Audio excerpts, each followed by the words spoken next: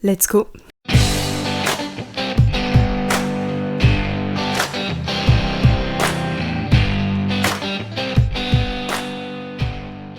Salut! Et oui, me voici de retour sur cette chaîne depuis maintenant quelques mois, voire quelques années. Et aujourd'hui, je souhaite vous partager un ensemble de vidéos, donc on va dire une nouvelle série de vidéos, mais ne concernant pas cette fois-ci la confection de recettes de cosmétiques maison, qui sont d'ailleurs toujours disponibles sur ma chaîne YouTube. Peut-être qu'un jour je referai des recettes, mais là aujourd'hui ce que j'ai envie de vous proposer, c'est une espèce de série de vidéos concernant le monde des cosmétiques au sens large, c'est-à-dire également des cosmétiques conventionnels, donc leur réglementation, qu'est-ce que vraiment un cosmétique, comment est-il composé. Le but ici étant de vous transmettre quelques informations concernant le domaine pour que vous soyez mieux au courant, et en fait c'est un domaine qui est passionnant, et en tant que consommateur on sait pas toujours ce qu'il y a dans nos cosmétiques, on comprend pas comment ils sont fabriqués vraiment, et là je parle pas des cosmétiques maison, je parle vraiment de comment ça se passe dans l'industrie. Donc c'est l'occasion de vous partager un petit peu tout ça avec une série de vidéos, et sur cette vidéo, cette première vidéo de cette série, on va voir ensemble qu'est-ce qu'un cosmétique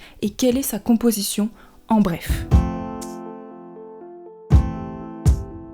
Donc d'abord, qu'est-ce qu'un cosmétique? Donc pour ça, il suffit de prendre la définition d'un produit cosmétique qui existe dans le règlement européen en vigueur. Cette définition est la suivante, je prends mes papiers.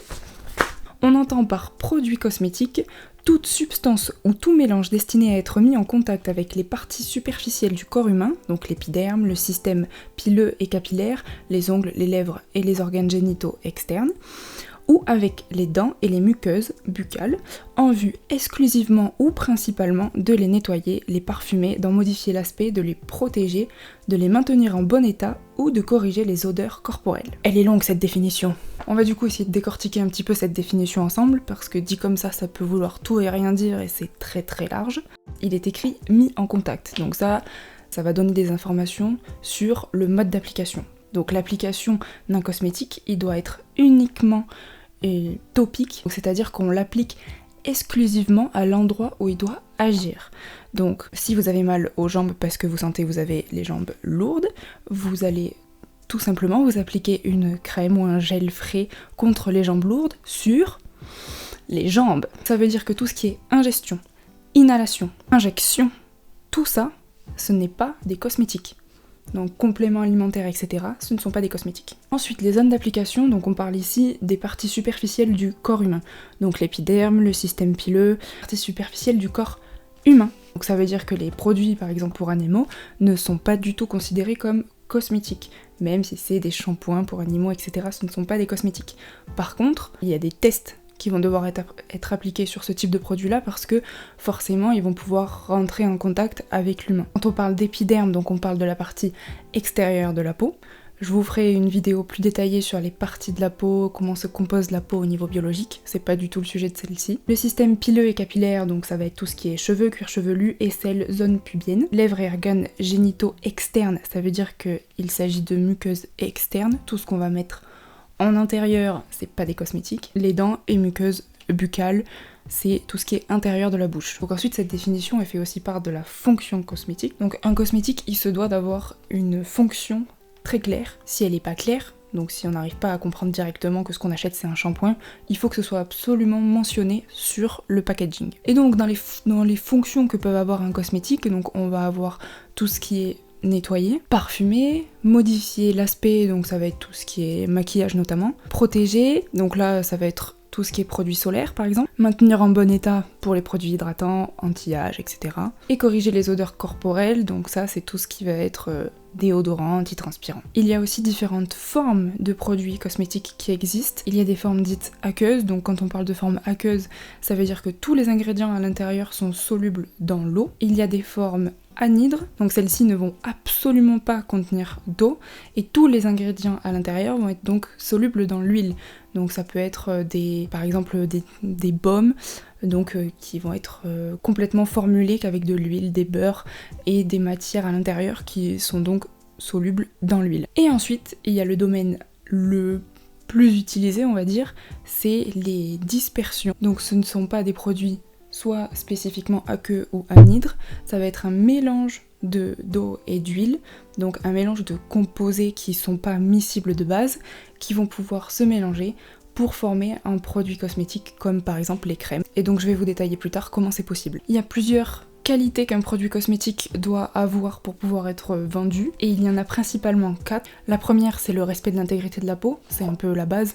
On va pas vous vendre un produit cosmétique pour vous détruire la peau. Ensuite, c'est tout ce qui est tolérance et innocuité, donc c'est pareil, il faut que ce produit-là puisse être toléré par votre peau. Le produit cosmétique doit aussi pouvoir maintenir le pH cutané sans donc le déséquilibrer, mais aussi un produit cosmétique doit pouvoir allier plaisir et efficacité. C'est-à-dire que si votre produit il est super efficace mais qu'il n'y a aucun plaisir à l'utiliser, c'est-à-dire que la texture est nulle, que l'odeur ne procure aucun plaisir, ben en fait c'est mort, votre produit il a beau être hyper efficace, il se vendra pas, puisque entre deux mêmes produits qui vont présenter la même fonction cosmétique, donc par exemple 2 produits anti-âge, ce qui va déterminer le choix au consommateur d'acheter un produit plutôt qu'un autre, c'est sa sensorialité, donc c'est son odeur, c'est le plaisir lors de l'application, le toucher, etc. Ensuite, qu'est-ce qui est cosmétique ou qui ne l'est pas? Donc on a un peu vu ça dans la première partie,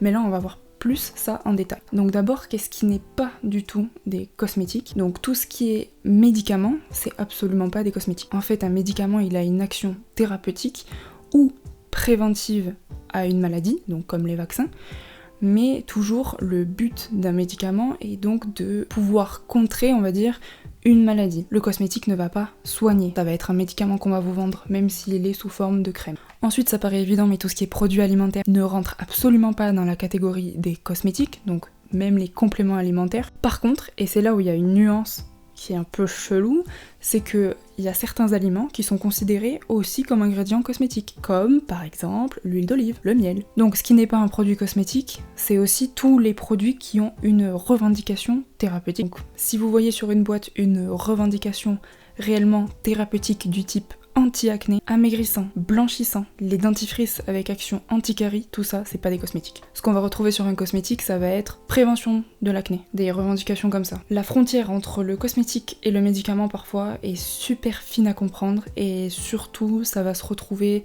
dans les allégations, donc dans ce qui est écrit sur le pack. C'est ça qui va déterminer qu'on est dans la norme ou pas d'un cosmétique. Donc comme vous l'avez compris, tout ça, tout ce que je viens de vous expliquer est régi par une réglementation. C'est ce qu'on va voir maintenant. Et c'est le règlement des cosmétiques européen 1223/2009 qui est appliqué, qui a été mis en place en fait en 2013, qui régit en fait plein de règles, de démarches à suivre pour pouvoir commercialiser un cosmétique. Donc ce règlement là il est européen, donc ça veut dire que le jour où il a existé, il a dû être mis en place dans tous les États membres de l'Union européenne. Ce règlement-là, il demande de faire ou de fournir un certain nombre de choses. Il va demander de faire un DIP, donc dossier information produit, c'est l'espèce d'énorme dossier réglementaire qu'on fait pour chaque produit mis sur le marché européen, qui va regrouper en fait toutes les attestations, tous les papiers, tous les tests qui montrent que le produit est ok pour l'utilisateur et qu'il n'y a aucun danger à l'utilisation de ce produit. Ce règlement demande de faire une notification sur le CPNP, donc en fait c'est là où on met la formule d'un produit cosmétique sur internet directement. Ce règlement exige la mise en place de BPF, donc bonnes pratiques de fabrication, ça c'est très important. Donc en fait les bonnes pratiques de fabrication, il y a toute une partie en fait dans le règlement qui explique comment on doit fabriquer son produit cosmétique, donc dans quelles conditions, ou du moins comment on ne doit pas le fabriquer. Et toutes ces règles-là doivent être suivies pour que le cosmétique puisse être fabriqué dans de bonnes conditions. À toute petite échelle, quand on vous fait une vidéo sur les cosmétiques maison, on vous dit que voilà, il faut désinfecter le matériel, désinfecter le plan de travail, il faut bien sûr précédemment avoir tout nettoyé, et que voilà, on formule pas en mettant ses doigts dans toutes les matières premières.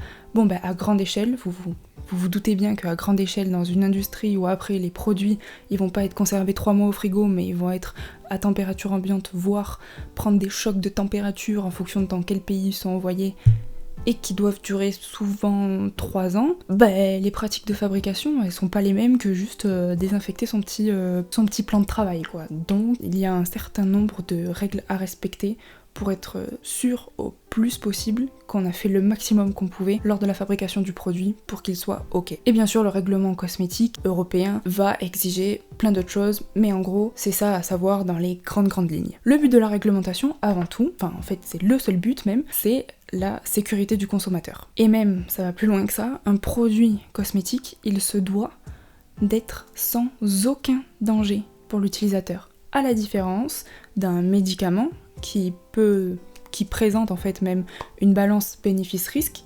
Donc si vous êtes atteint de quelque chose de grave, donc par exemple un cancer, vous allez avoir des traitements donc thérapeutiques contre ce cancer-là, mais prenant ce traitement-là, vous vous exposez à d'autres risques, donc par exemple les effets secondaires, et ça, tout ça c'est évalué aussi en réglementation pharmaceutique, la balance bénéfice-risque, et il faut toujours que la balance aille en faveur bien sûr du bénéfice par rapport au risque auquel vous encourez. Pour les cosmétiques, il n'y a pas cette balance bénéfice-risque, il faut absolument que votre cosmétique présente zéro danger. Puisque le cosmétique n'est pas vital, on ne traite pas une maladie, on peut se passer des cosmétiques, on vit mieux avec les cosmétiques, mais c'est pas quelque chose de vital, d'obligatoire, il se doit d'être sans danger. C'est pour ça que la réglementation européenne elle a été mise en place en 2013, et son seul but est la sécurité du consommateur. Ok, c'est ici qu'on s'arrête pour cette première partie de vidéo, sinon ça allait faire une vidéo beaucoup trop longue.